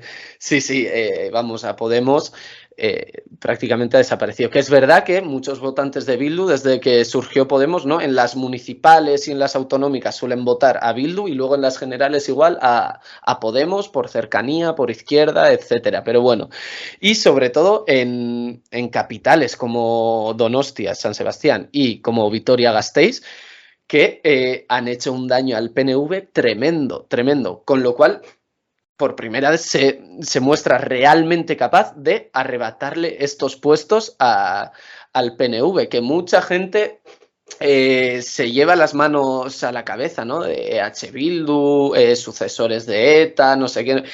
Solo vamos a recomendar que leáis el programa electoral, es de lectura fácil, simple y deja todo muy claro, la verdad, para bien o para mal, para algunos para mal por ser cobardes, para otros para bien, pero dejan todo muy claro, dejan su camino claro y vamos, no nos tiene por qué asustar. Pero bueno, ha demostrado que su estrategia es ser una fuerza parlamentarista de izquierdas, socialdemócrata, más. Sí, o sea, a ver, aquí sí me quiero detener porque esto sí nos toca un poco de cerca, ¿vale? Lo que ha dicho Julen, efectivamente, todo nuestro alrededor, Bildu arrasado, ¿vale? En mi pueblo, en Pasaya, gobernaba el PSOE en coalición con PNV, se lo ha comido Bildu, ¿vale? En el pueblo al lado, que es el pueblo de Julen, Lezo, lo mismo. Arrasado Bildu, en Rentería Orereta también lo mismo, en Oyarzun, o sea, arrasado, ¿vale? Lo más importante de todo, además, capitales como Donosti o Vitoria-Gasteiz, también. O sea, capitales potentes de la comunidad autónoma vasca de Euskadi, ¿vale? Y se han demostrado por primera vez eso efectivamente como un partido capaz de hacer una oposición izquierdista real, no populista, no, real, de corte socialdemócrata al PNV. ¿Vale? Ha roto el monopolio político del PNV, ¿vale? Que eso a mí me ha sorprendido, porque yo creía que había PNV para rato, ¿vale? Eso sí tengo que hacer autocrítica en ese sentido. Pero a ver, ahora seamos serios. Y esto por lo que he dicho al principio. Para mucha gente que he visto comunistas en España o fuera de España, que me demuestran que tengo una ignorancia política para con la realidad política vasca enorme. Bildu no es ETA. ¿Vale? Lo voy a dejar muy clarito. Bildu no es ETA. Que en Bildu está Euskal Alkartasuna. ¡Ea! O sea, a ver, por favor, estudiar un poco. Que me digáis Sortu, no sé qué, bueno, ahí yo me callo. Pero que me digáis Bildu. Si es una coalición, no sabéis ni que... Es que ni siquiera sabéis que no es un partido. Es una coalición. Y que Bildu en repasen euskera, la historia política de Óscar Matute también, por ejemplo. O sea, vamos. efectivamente, o sea, Bildu en euskera, o sea, es como unido, ¿no? O sea, junto, ¿no? Literalmente, efectivamente, porque agrupa a varias organizaciones políticas, ¿vale? Que en su momento incluso llegaron a ser antagónicas. O sea, no os digo más. Pero bueno, diciendo todo lo que está a la izquierda del PNV se decidió juntar en su día, ¿vale? O sea, Bildu no es ETA. ¿Vale? Dejemos ya esa tontería de lado, ya. ¿Vale? Ahora bien, su consolidación como fuerza parlamentarista, izquierdista y socialdemócrata significa su ruptura total con la histórica tendencia abertzale en Euskadi. ¿Vale? Cuando yo he hablado con muchos comunistas en España que no saben absolutamente nada de la política vasca, y repite lo de siempre, Bildu es ETA, Bildu es ETA, no sé qué, las listas de Bildu solo hay etarras y no sé qué, no sé cuántos. Cuando yo les digo que verdaderos abertzales consideran a Bildu o a la gente de Bildu traidores, dicen, ¿cómo? Cuando digo a la gente que existe una línea abertzale oficial y una línea abertzale no oficial, la gente le estalla la cabeza. Porque no lo pueden entender. Porque cogen y ponen como el máximo representante de ese abertzalismo a Bildu. Abertzale en euskera significa patriota, ¿vale? Y hay una línea patriótica oficialista que aboga por las instituciones y demás, y una línea no oficialista que no aboga por el trabajo que está haciendo Bildu. Es más, me atrevería a decir que el propio Arnaldo Otegi en el año 2000 le pegaría un tortazo al Arnaldo Otegi 2023. ¿Vale? O sea, literalmente os digo eso. Entonces, claro, o sea, pensadlo bien. Un movimiento abertzale, patriota, que aboga por la liberación nacional de Euskal Herria. ¿Cómo va a aceptar que un partido que supuestamente es independentista trabaje en instituciones de un Estado un Estado fascista que supuestamente te reprime porque eres vasco? ¿Eso es traición? No es análisis que yo apoyo. Yo creo que están bastante equivocados esa gente. Pero pensadlo bien, ponernos en el papel de esa gente que realmente es abertzale. Consideren a Bildu como un partido traidor. Como Judas. ¿Entendéis? Es que eso es lo que quiero que entendáis con Bildu. ¿Vale? Es verdad también que el nicho, el sector social de Bildu, históricamente, ha sido la clase trabajadora vasca, el pueblo trabajador vasco, ¿vale? Y cuando los abertzales han hablado del pueblo trabajador vasco, no hablaban de RH negativo, no hablaban de lo que ellos querían que fuera clase trabajadora vasca. Para Ni ellos, apellido. todo, ni apellidos, ni absolutamente, ni los 8 apellidos, ni nada. O sea, yo no los tengo, por ejemplo. ¿Vale? Y hablamos euskera y tal, Yo tal, tampoco. o sea, bueno, no somos abertzales tampoco, pero bueno, a lo que me refiero, incluso muchos abertzales ni siquiera, o sea, tienen otros apellidos vascos ni nada, ni tienen RH negativo. Bueno, mi familia sí es RH negativo. Pero a lo que me refiero es que ese sector, ¿no? Normalmente ese pueblo trabajador vasco que cuando el movimiento abertzale, que es lo que iba, cuando hablaba de pueblo trabajador vasco, hablaba de todo aquel que trabajara en Euskadi independientemente de dónde viniera, ¿vale? Ahí ya se desmonta todo el racismo, ¿vale? Del abertzalismo, porque no se pueden hacer desde ahí las críticas, porque es que perdéis seriedad. Hay que combatirlos bien, hay que combatirlos bien. Yo, por ejemplo, mira, os pongo ahora mismo en la pantalla, ¿vale? Una frase que dijo Arnaldo Otegi durante la pandemia, que dijo, Felipe González es la X de los GAL, pero no quiero que vaya a la cárcel. Esto se lo muestras a sus votantes y la mitad deja de votarles. Eso es lo que realmente hace daño a Bildu. Si una persona quiere combatir a Bildu, que ataque por ahí. Que no ataque llamándole racistas, terroristas o no sé qué. No, porque es que les estáis alimentando y se ha visto perfectamente en las elecciones que sabe utilizar eso a su favor. Lo ha visto. A mí me ha sorprendido. Me ha sorprendido. Yo creía que Bildu era un partido muerto, sinceramente lo digo. Y tengo que recapacitar enormemente de dónde ha sacado fuerzas de flaqueza para pegar semejante bote. Yo lo admito. Y me he equivocado con Bildu, porque los he subestimado. Y me han dado un tortazo de realidad. Porque además, efectivamente, en sitios que han obtenido menos votos, han obtenido mejores resultados. La abstención les beneficia. Que en España le beneficia a la derecha, aquí le beneficia a Bildu. ¿Por qué? Porque Bildu ha roto con ese pueblo trabajador vasco. Ya no representa, ya no es su nicho. Y ha decidido ir a por ese sector pequeño burgués, mediano, aristocracia obrera. Ha ido a por eso. A arrancarle al PNV, al PSE, al Partido Socialista de Euskadi, que es bueno que es el PSOE, ¿no? Podemos, a nutrirse de Podemos, absorberlo hasta chuparlo enteramente. Pero eso haciendo concesiones ideológicas, porque ha roto con esa histórica línea Abertzale. Ha roto. Lo que dice Julen, o sea, leer, por favor, el ideario político de Bildu. Leerlo. Y luego me decís si buscan una independencia o no. Y luego me decís. Es un partido soberanista. O sea, pero desde defendiendo la propiedad pública, la socialdemocracia, el estado del bienestar, tal. Luego de boquita dirá muchas cosas de independencia y demás, pero sabe perfectamente que no.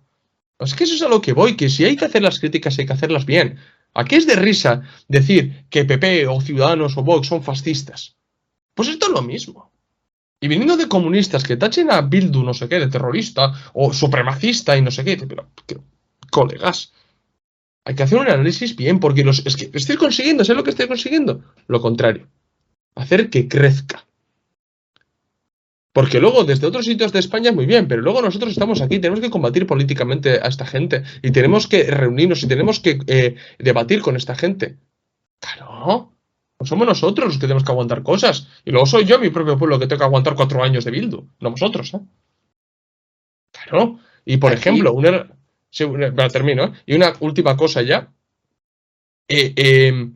La táctica, que yo le llamo muchísimas veces, mucha gente se escojona cuando digo esto, pero la táctica, tú me das cremita, yo te doy cremita de PP y Bildu. O sea, esa táctica yo lo dije en el vídeo que subí, cuando en las listas de ETA, dije, los dos que van a instrumentalizar esto a su favor van a ser PP y Bildu. Acerté. Los dos los mejores resultados. ¿Por qué? Porque a uno beneficia, al PP le beneficia de cara a su electorado de seguir sacando a ETA a pasear y a Ayuso hablando de ilegalización de Bildu y demás cuando sabe perfectamente que no puede. Y Bildu le viene perfectamente respecto a a esa gente desencantada que ha visto que son traidores, decirles, ¿ves cómo nos siguen atacando desde Madrid? Es que suponemos una amenaza. Es que no os enteráis de cómo va el juego político, cómo va esto. Yo solamente invito a la gente que reflexione en esto y lea los documentos y el ideario político de Bildu, por favor. Y luego los criticáis si queréis.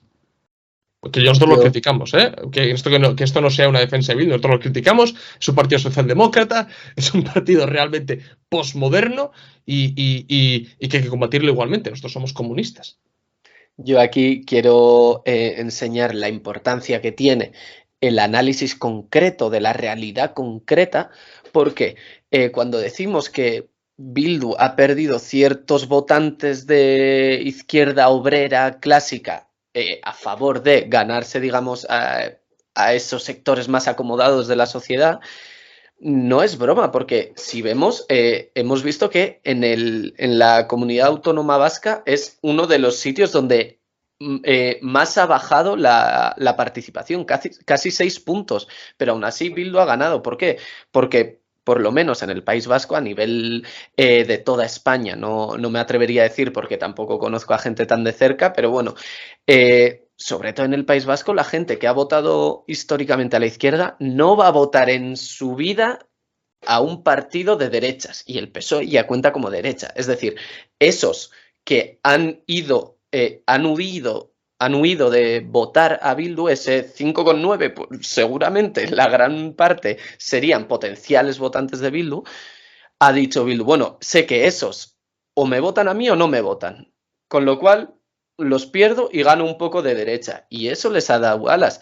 Por ejemplo, igual en España se podría dar de Podemos a que vote a PP. No sé, no voy a entrar en lo que la gente puede hacer porque tampoco tengo tantos amigos tan cercanos a ese nivel. Pero por lo menos en el País Vasco, esa gente no votaría nunca a la derecha. ¿Por qué? Porque ellos son de izquierdas y prefieren no votar a votar a la derecha. Y eso es lo que ha aprovechado perfectamente. Así que bueno, si quieres oír, podemos tirar ya para las conclusiones. Sí, además una cosa te digo, no solamente eso, que no es que no haya la gente que ha sido potencial votante de Bildu no coge y no voy a votar a la derecha, sino también no vota un partido español. Entonces, claro, mucha gente estará viendo el vídeo, pero si Bildu es español, pero que quiero que os pongáis en la mentalidad de muchos abertzales, eso es lo que veo, eso es lo que voy. Os puede parecer muy infantil ese pensamiento, para mí también lo es, pero poneros en esa piel, entender, hacer un estudio sociológico si queréis, pero es que eso es lo que se da. Mucha gente tiene de regla, no vota un partido español. Entonces, claro, no tiene más alternativa, votas Bildu o no votas. Y la gente pues no vota, pero ¿qué es lo que ocurre? Que eso no, el voto no se dispersa. No va a otro, no nutre a otro. Entonces Bildu sale favorecido. Y otra de las cosas digo, y ya con esto acabo con Bildu. Muchos que han llorado mucho en Podemos, nos han atacado y demás. Bildu no ha hecho su favor, todos sus ataques. De aquí podría tomar nota. Entonces, sí, vamos a las conclusiones. A ver, primera conclusión y primer resultado. Adelanto electoral el 23 de julio. ¿Vale? Fue un día después, o sea, el 29 de mayo, lunes, después de la celebración de las elecciones municipales y autonómicas, pues eso, Pedro Sánchez anunció elecciones anticipadas para el 23 de julio, ¿vale? Cuando en sí eran en diciembre. Mucha gente lo ha interpretado o como una locura política de Pedro Sánchez o como una estrategia brillante, ¿vale? Claro, la jugada es muy arriesgada. ¿Por qué? Porque literalmente ha hecho un all-in. ¿Vale? Si alguno juega al póker sabrá de lo que estoy hablando. Un all-in, un órdago, o sea, le ha puesto todo, o sea, bien, se está jugando todo.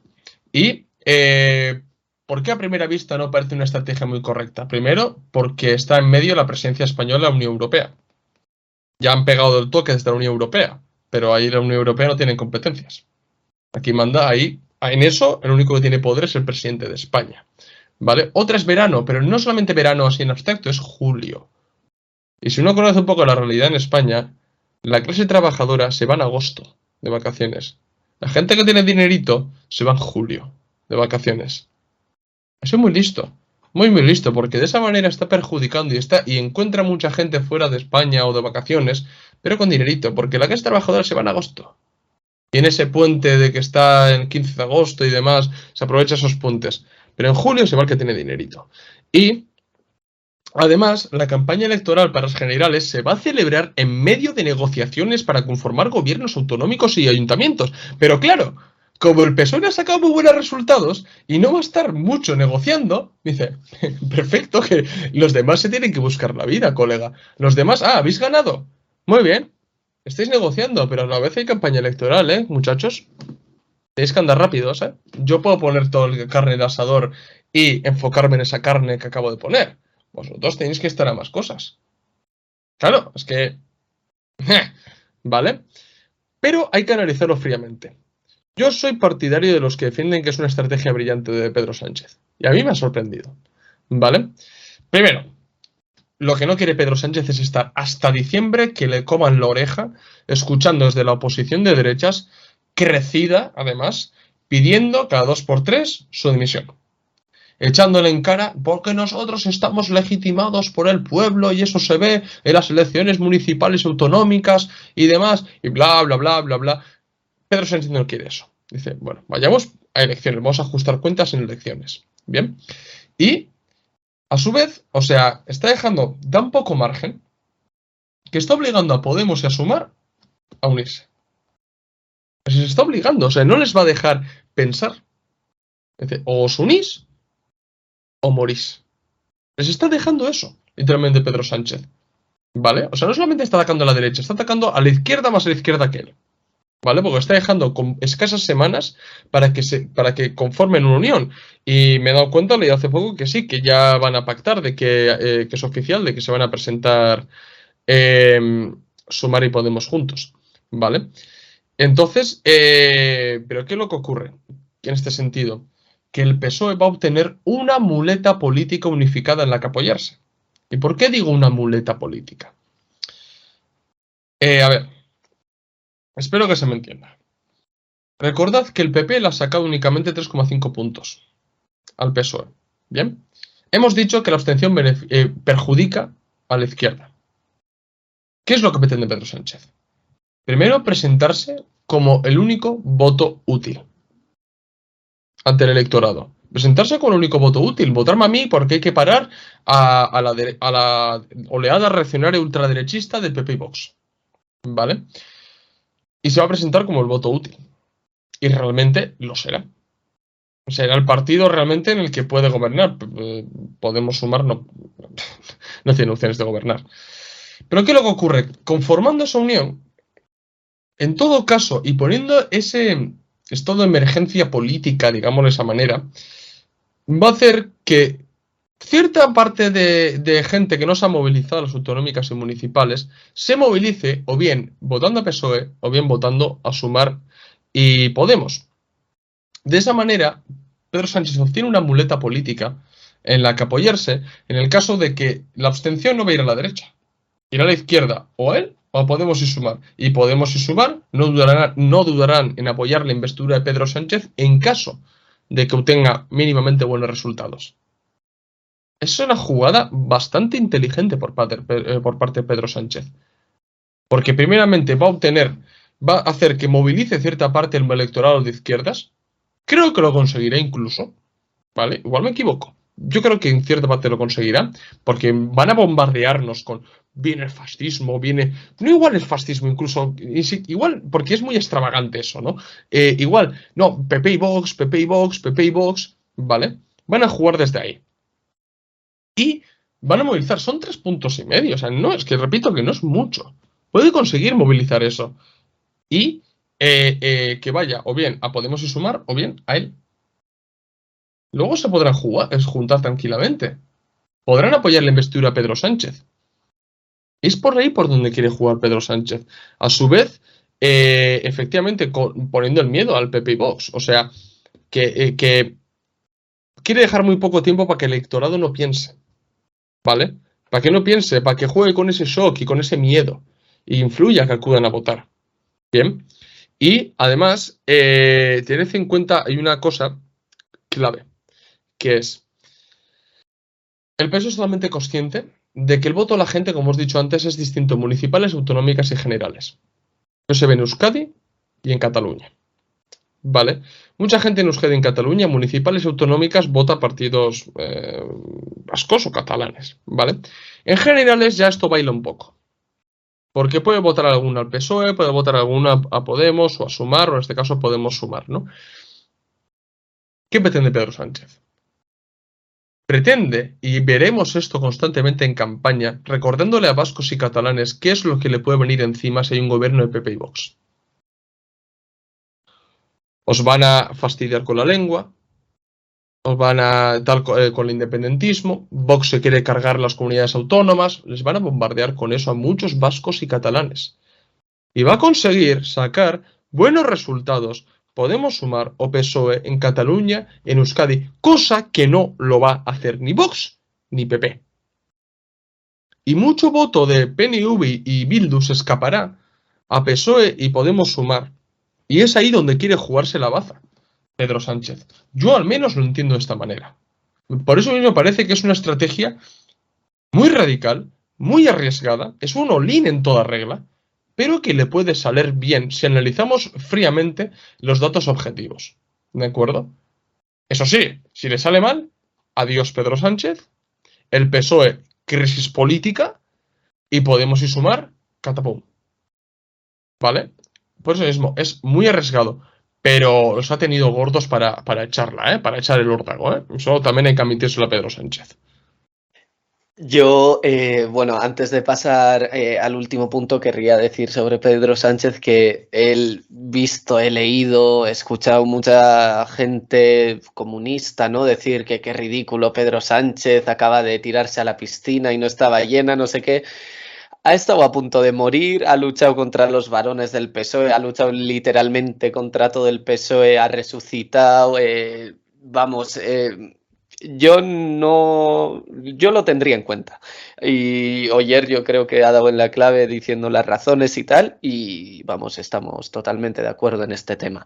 Pero un tema que de verdad nos preocupa a Oyer y a mí muy fuertemente, igual es por los ambientes en los que nos movemos también, es el auge de los nacionalismos, no del nacionalismo, de los nacionalismos, sobre todo en España, en un país como España. ¿Por qué? Llevamos un tiempo, no solo en España, sino me atrevería a decir en todo Occidente, ¿no? Del conocido como Occidente, ¿no? La Unión Europea, Estados Unidos, Canadá y tal, donde hay una ofensiva a nivel geopolítico de ciertas ideas posmodernas, ideas clásicas yanquis, estadounidenses, donde vemos que desemboca en un auge del nacionalismo. Lo estamos viendo en muchos países, bueno, primero en Estados Unidos, obviamente, pero dentro de la Unión Europea también hay muchos países donde hay una reacción nacionalista muy fuerte. Sobre todo el cosmopolitismo, o sea, un poco ese borrar, ¿no? Las peculiaridades nacionales y demás, que yo creo que están ahí, no hay que saltarlos en demasía, ¿no? Pero sí es verdad que ese cosmopolitismo, al fin y al cabo, no es más que otra cosa que la asimilación de la cultura yanqui, del modus vivendi yanqui, ¿no? Un poco va por ahí, que sí es un hecho, pero sí, o sea, literalmente es su reacción, ¿no? Es al fin y al cabo el auge de los nacionalismos, literalmente. Total. Y trayéndolo un poco a España, ¿no? Se puede ver el auge digamos, el típico nacionalismo grande que se conoce, ¿no? Representado en la victoria del PP y el crecimiento de Vox. Ahí podemos ver el nacionalismo de la nación grande, de España, que se debe imponer en todo el territorio, ¿no? De España y tal. Pero esto, como ayer bien ha explicado anteriormente, da también al nacionalismo pequeño, al miedo de va a desaparecer mi idioma, va a desaparecer mi cultura, mis tradiciones, no sé qué.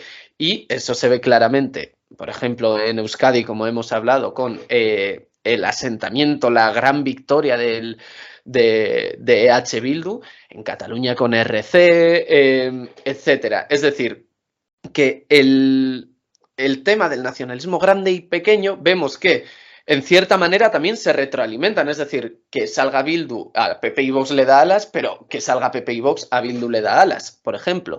Entonces, esto va a dar lugar, va a dar lugar a confrontaciones bastante serias. En un principio todo empieza con acusar de etarra, de fascista y tal, pero bueno, en el interior del país puede dirigir el centro del debate político hacia otros derroteros nacionalistas, tanto grandes como pequeños nacionalistas, que nosotros esperamos, deseamos y lucharemos porque los comunistas no caigan en esta deriva nacionalista, sea la que sea la de la nación pequeña o de la grande. Nosotros lucharemos porque no caiga en esto. Y nosotros nos enfrentaremos a este auge que se va a dar con la bandera del internacionalismo proletario, diciendo que, bueno, si habéis llegado hasta este punto del vídeo, seguramente tengáis interés en el tema, hayáis leído algo y tal, y nosotros no nos cansamos de repetir una frase de José Díaz Ramos, ¿no? Que patriotas ellos, no, patriotas somos nosotros, la clase obrera, que levanta el país, etcétera. Entonces, nosotros enarbolaremos, sacaremos la bandera del internacionalismo proletario y criticaremos cualquier tipo de nacionalismo. Y tenemos que tener claro, todos los comunistas, que esa tendrá que ser nuestro camino, ni nacionalismo grande ni pequeño, sino la clase obrera. Y que no nos desvíen el tema, por favor, porque es muy fácil irnos a otros derroteros que a nosotros ni nos va ni nos viene. Sí, o sea, efectivamente. Yo lo que sí veo, ¿no? Es que esto hay que entenderlo también en clave global, ¿no? Porque en clave global incluso, ¿no? Hay esa pérdida de la influencia estadounidense, ¿no? El auge de China, Rusia está ahí también, ¿no? Y luego también ese famoso debate, ¿no? Mundo unipolar versus mundo multipolar, ¿no? Y demás. Y eso, claro, en ese choque en el que existimos, los nacionalismos recobran fuerza. Bien. ¿Por qué? Porque si por algo se ha caracterizado ese ofensiva de la cultura yanqui, de ese cosmopolitismo burgués barato, de ese posmodernismo y demás, es por borrar literalmente todas esas peculiaridades nacionales. Bien, ¿cuál es su reacción? Nacionalismo. Y esto se están viendo las tendencias. Estos electorales simplemente son una pequeña prueba, un pequeño síntoma. Pero invito a la gente que se dé un paseo por las redes sociales, por ejemplo, o que hable con la gente. Se va a dar cuenta que el nacionalismo está ahí. Nosotros, en el caso nuestro, bueno, el caso mío, tú estás en Madrid ahora mismo, pero el caso mío, aquí en Euskadi, que yo hablo con mucha gente y tú le rascas y te acaba emitiendo. Es que tengo un nacionalismo metido en las venas. Mucha gente te lo acaba emitiendo. Y lo mismo pasa cuando yo hablo con mucha gente en España. Buah, es que sí, porque España. ¿España qué? O sea, lo que hay que hacer es convertir una España socialista. No defender una patria burguesa en abstracto. Patria burguesa, no, porque es que, claro, vamos a perder nuestras peculiaridades nacionales y demás. ¿Quién ha dicho eso? ¿Quién ha dicho eso? Realmente. O sea, nosotros lo que queremos hacer es que se vuelvan realmente nuestras, porque sufrimos una enajenación en cuanto cultural, histórica, política para con España, por ejemplo. La sufrimos porque no nos pertenece. Y porque se adueña a los que se adueñan, la burguesía. En todo caso, en España, por ejemplo, claramente la derecha. Mientras que la izquierda es más bien más cosmopolita, ¿no? En este sentido. Pero sufrimos la clase trabajadora en una enajenación. No, porque mis valores, mis tradiciones, que no son tuyas. Cuando seamos, serán tuyas cuando tomemos el poder, cuando nos elijamos como clase nacional. Mas en eso reside el patriotismo. El nacionalismo no es más que la reafirmación de un Estado-nación. Y la actual, además. La burguesa, la patria burguesa. Y esa deriva nacionalista, pero es que esperemos que no empape a la línea comunista. Esperemos que no. Siempre respetando lo que hay, efectivamente, y sabiendo que está una historia ahí, que hay una cultura ahí, y que serán mejoradas, y serán mejoradas por los valores sociales. Esos valores sociales estarán empapados por las peculiaridades nacionales. Lógicamente que sí, pero hay que enarbolar la bandera del internacionalismo. Hay que enarbolar la bandera del patriotismo y elegir a a la clase trabajadora como clase nacional. Mientras que no estamos elegidos como clase nacional, ni nos pertenece la patria, ni nos pertenece la cultura, ni nos pertenece absolutamente nada. Y me da igual que dijera no sé quién o no sé cuántos que la cultura popular es no sé qué, que no. Que que sufrimos una enajenación cultural en toda regla los trabajadores. Aquí, en Francia o en Zambia. Porque no son estados socialistas. Bien. Y, por favor, lo digo de verdad. O sea, que una persona sea nacionalista me parece fenomenal. No estoy de acuerdo con él. Pero, por lo menos, que no lo haga pasar por una línea comunista. Ya está. Por lo menos, por ejemplo, Bildu no se hace pasar por un partido comunista, por ejemplo. Dice que es un partido soberanista, socialdemócrata y ya está. Bueno, prefiero una persona honesta que me diga eso a que realmente sea nacionalista y se considere comunista, cuando realmente es nacionalista y lo que quiere es reafirmar el Estado-Nación actual y quedarse ahí. O peor aún, reforzar el Estado-Nación actual. No. Y eso creo que es muy peligroso y creo que los comunistas no debemos entrar en este juego. Pero tampoco pasarnos al otro campo, es decir, destrucción total, ya está, borrarlo todo, no, no, lo que hay que hacer realmente es construir el Estado socialista, ¿bien? Con la ayuda de todos los camaradas del país, con todos, ¿bien? Con la acción conjunta. Y de ahí ya, y con esto acabo, porque no ha habido partidos comunistas, un partido comunista como tal que se presenta a las elecciones, ¿bien? Y esto tiene que dar mucho que pensar a la gente porque no hay absolutamente ni intentos por crear algo unificado. Los nacionalismos pueden impedir que exista esa unión porque no, porque es que es España, ¿no? O por el otro lado, no, es que yo con los nacionalistas de Euskadi y los catalanes no voy ni a la vuelta en la esquina. Pero siempre hay que superar todo eso, ¿bien? Y sobre todo lo que hay que abogar es por una mínima base organizativa o una plataforma para crear una unidad comunista. Una unidad comunista, como lo hemos dicho 1000 veces. Y estoy seguro que 1000 veces repetiremos más y 1000 veces se nos tergiversará.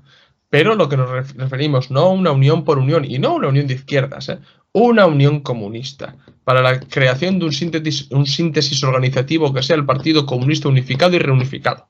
Y reconstituido, perdón. En eso, para eso tiene que hacerse.